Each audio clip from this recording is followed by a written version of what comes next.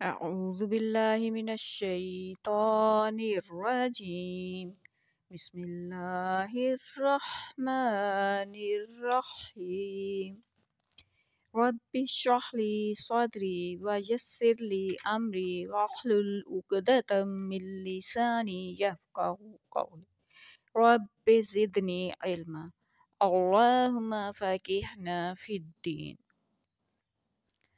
सूरत नबा की आयत नंबर 24। और इसमें हमने पिछले जो लेसन था इसका उसमें हमने देखा था कि ये जो है अहकाब उसके मानी क्या हैं और उसके मानी ज़माना के हैं, लंबा अरसा के। और उसके बाद हमने ये देखा कि ये जमा किल्लत के औज़ान में से है। और फिर जो सवाल पैदा होता था कि कुरान पाक में शक क्यों किया जाता है, ये दो मुद्दतें बताई गई हैं और दो मुद्दतों से शक पैदा होता है, तो इसकी वजह क्या है? और शक तो हो नहीं सकता कुरान करीम में। तो ये सब हमने देखा और आज के हम जो लेसन है उसमें हमने देखना है कि एक तो ये कि दोज़ख जो है क्या वो ख़त्म हो जाएगी, और फिर ये कि दोज़ख माँ की तरह कैसे है। कहा गया फ़उम्मुहु हाविया कि दोज़ख माँ की तरह है, तो माँ की तरह कैसे है? दोज़ख तो अज़ाब है और माँ तो मोहब्बत ही मोहब्बत है। तो आइए हम आज का लेसन स्टार्ट करते हैं। बिस्मिल्लाहिर्रहमानिर्रहीम लाबिसीना फ़ीहा अहकाबा। लाबिसीना रहने वाले हैं, फ़ीहा इसमें, अहकाबा अरसाए दराज तक या सदियों तक। अब सदियों तक रहने का क्या मतलब था कि बहुत सारा लंबा अरसा या फिर अ, थोड़ा सा कम लंबा अरसा भी हो सकता है। तो इसकी मुअय्यन मुद्दत है, लेकिन वो 3 से 10 तक के हिसाब से जो भी हकब 80 साल का या 100 साल का हो सकता है। और उसको 3 से लेके 10 तक किसी भी हलफ से 3, 4 या 5, 6, 7 किसी भी लफ्ज़ से उसको मल्टीप्लाई किया जा सकता है। तो इसमें दोज़ख के गैर अब्दी होने का सबूत यहाँ पे हज़रत अब्दुल्ला बिन उमर रज़ियल्लाहु ताला अन्हु ने बराह रास्त रसूल करीम सल्लल्लाहु अलैहि वसल्लम से ये रवायत की है कि आप सल्लल्लाहु अलैहि वसल्लम ने फरमाया कि खुदा की कसम, आग में से कोई ना निकलेगा जब तक इसमें अहकाब यानी कई हुक्म ना रह ले। इस हदीस से अब ये साबित होता है कि रसूलुल्लाह सल्लल्लाहु अलैहि वसल्लम दोज़ख में अहकाब रहने के बाद वहाँ से निकलने के कायल है।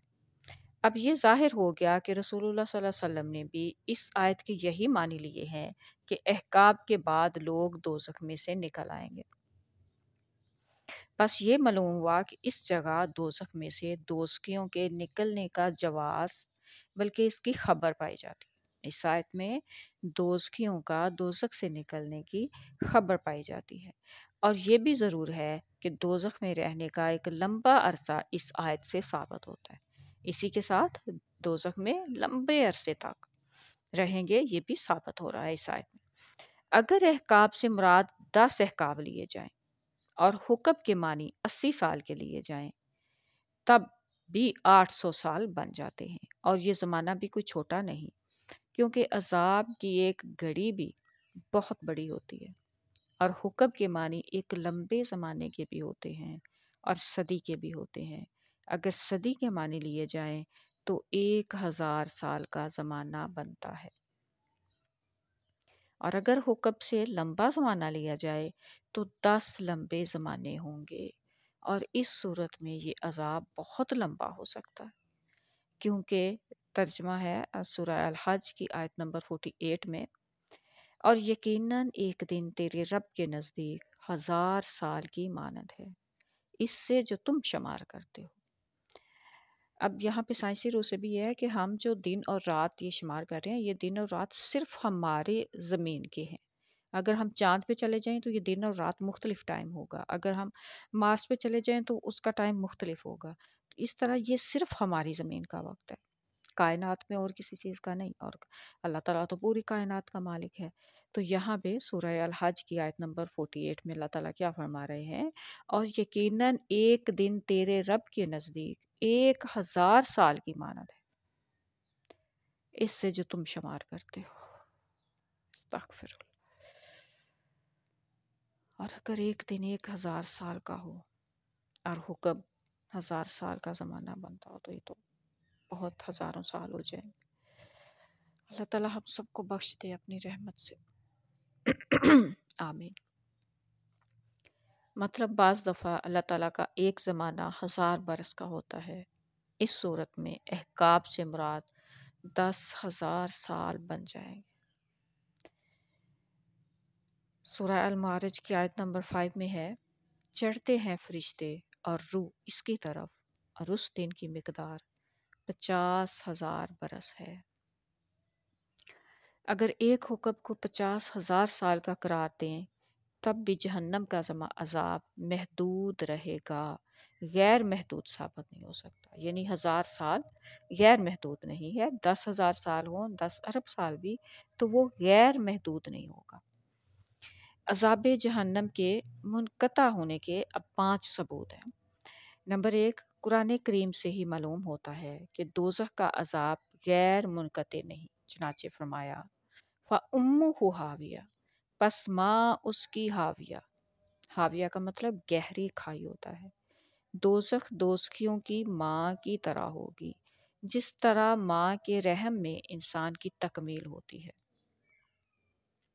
اسی طرح دوزخ میں دوزخیوں کی روحوں کی تکمیل کی جائے گی، اور اس عذاب سے گزر کر آخر ایک دن وہ نئی روحانی پیدائش حاصل کر لیں۔ وَرَحْمَتِي وَسِعَتْ كُلُّ شَيْءٍ، اور میری رحمت ہر چیز کو ڈھانپا، میری رحمت نے ہر چیز کو ڈھانپا ہوا۔ سورہ الاعراف کی آیت نمبر 157 ہے۔ یہاں خدا تعالیٰ نے فرمایا ہر چیز کو، یہ نہیں فرمایا کہ صرف مومنین کو۔ دیکھیں، وَرَحْمَتِي وَسِعَتْ كُلُّ شَيْءٍ، اور میری رحمت نے ہر چیز کو ڈھانپا ہوا ہے، کہ اللہ تعالیٰ نے یہاں صرف مومنین نہیں کہا بلکہ ہر چیز کو، تو ہر چیز میں دوزخ بھی شامل ہے۔ تو اللہ تعالیٰ کے فرمان سے ثابت ہوتا ہے کہ دوزخی نجات پا جائیں گے۔ نمبر 3، ربنا وسعت کل شیء رحمتاً و علما، ترجمہ، اے ہمارے رب، تو نے ہر چیز کا اپنی رحمت اور علم سے احاطہ کیا ہوا ہے، گھیرا ہوا ہے اسے۔ المومن 8، المومن کی 8 آیت نمبر 8 ہے۔ اگر اس آیت کی موجودگی میں یہ کہا جا سکتا ہے کہ کوئی بھی چیز مخلوق میں سے ایسی ہے جس کا خدا کو علم نہیں، تو یہ کس طرح کہا جا سکتا ہے؟ کوئی بھی چیز ایسی ہے جس کو خدا کی رحمت نے خدا کی رحمت ڈانپ نہیں لے گی۔ پھر نمبر 4 پہ ہے،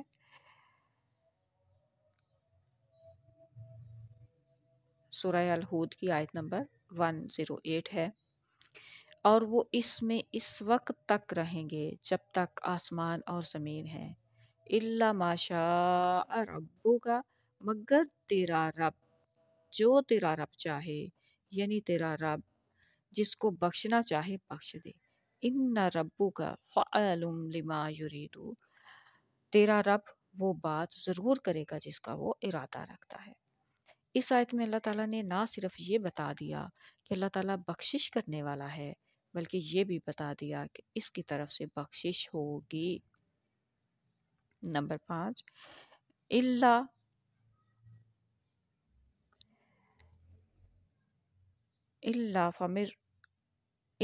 مَن رَحِمَ رَبُّكَ وَلِذَلِكَ خَلَقَهُمْ، إِلَّا مَن رَحِمَ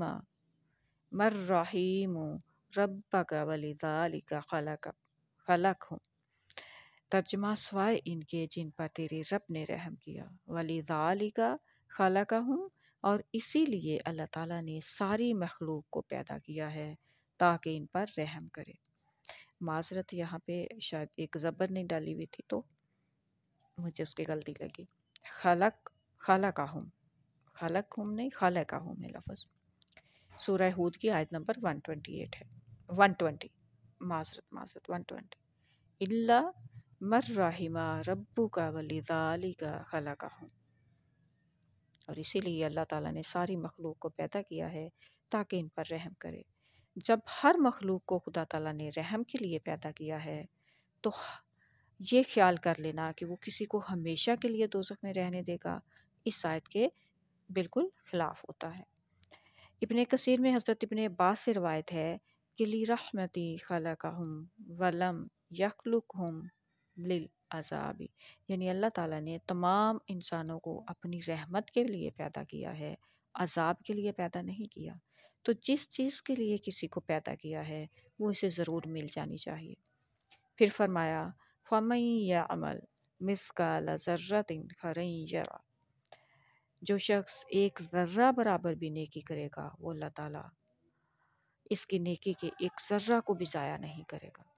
زلزال 7، اور وہ ضرور اس کا انجام دیکھے گا۔ یہ انجام وہ اسی صورت دیکھ سکتا ہے کہ پہلے اسے گناہوں کی سزا دی جائے اور بعد میں اسے معاف کر دیا جائے۔ یہاں پہ رسول کریم صلی اللہ علیہ وسلم نے فرمایا ہر بدی کی سزا اس کے برابر ہے، اور ہر بدی جس کا خیال چھوڑ دیا جائے اس کے بدلہ میں نیکی لکھی جاتی ہے، اور ہر نیکی جس کا انسان خیال کرے خواہ عمل کرے یا نہ کرے اس کے بدلہ میں نیکی ہے، اور ہر نیکی کا بدلہ 10 سے 700 گنا تک ہے۔ ابن کثیر۔ قرآن کریم میں بھی نیکی کا 10 گنا سے زیادہ ثواب دیے جانے کا وعدہ کیا گیا ہے۔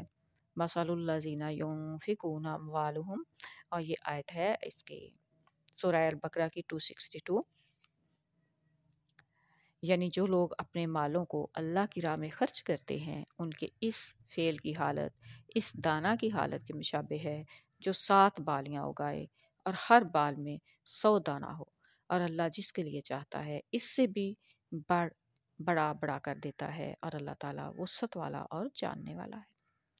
اس آیت سے پتہ لگتا ہے کہ بعض نیکیوں کا بدلہ 700 گنا بلکہ اس سے بھی زیادہ ہوتا ہے۔ اگر انسان میں کچھ بھی نیکی پائی جاتی ہے،